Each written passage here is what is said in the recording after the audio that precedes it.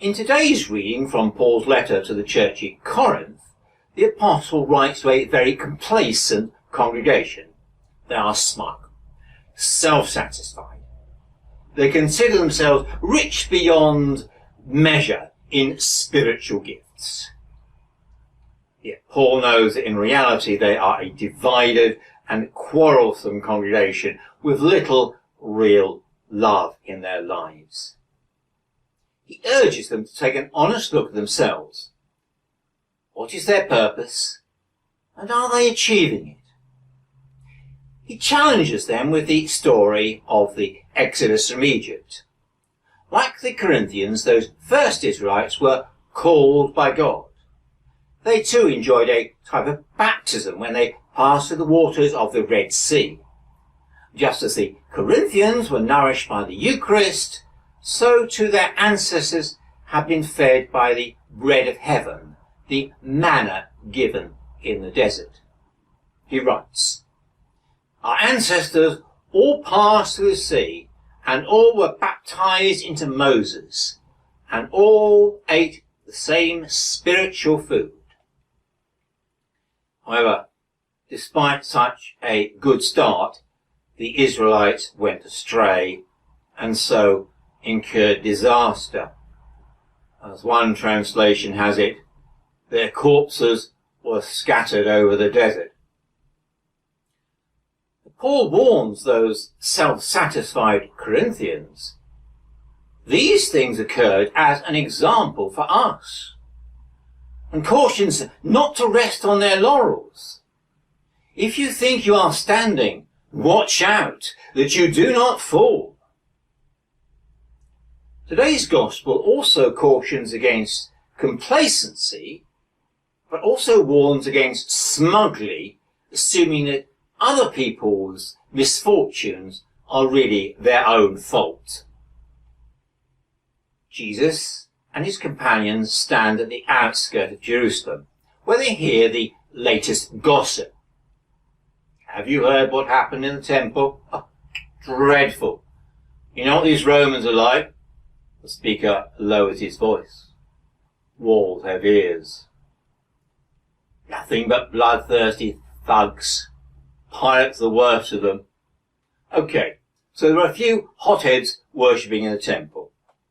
Well, Pilate reckons there's a clear and present danger to national security. So he sends in the troops. Next thing you know, there are bodies lying everywhere. Mind you, turns out the victims were from Galilee, not like us respectable folk. They probably deserved what they got. Jesus will have none of this blame the victim game. Do you think that because those Galileans suffered in this way, they were worse sinners than all the other Galileans? No, I tell you. But unless you repent, you will all perish as they did. Jesus goes on to refer to another recent disaster. All those 18 who were killed when the Tower of Siloam fell on them.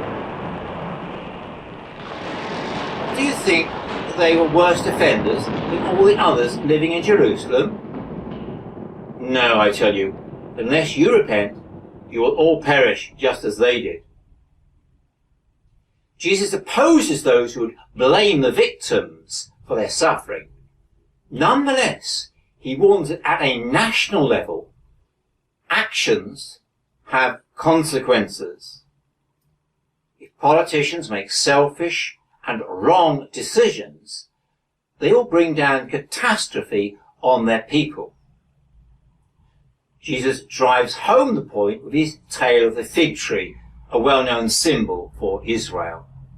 The tree is growing healthy and strong. Its leaves are luscious and plentiful.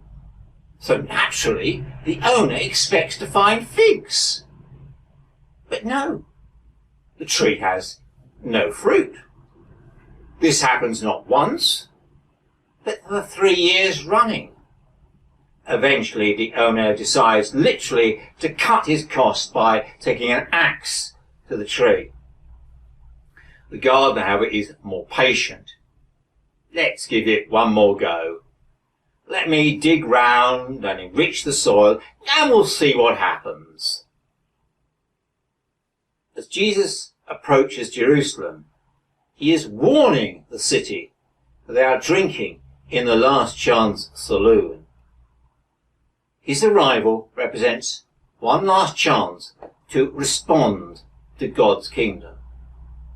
It's not enough to be a growing tree. They need to start bearing fruit.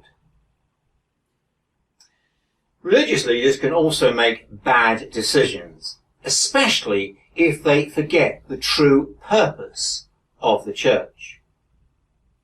An archdeacon once told me that the primary purpose of the church is to grow. Growth strategies and plans abound. But the church does not exist for its own sake. Our prime purpose is to be an instrument in the hand of God, a tool of God's kingdom.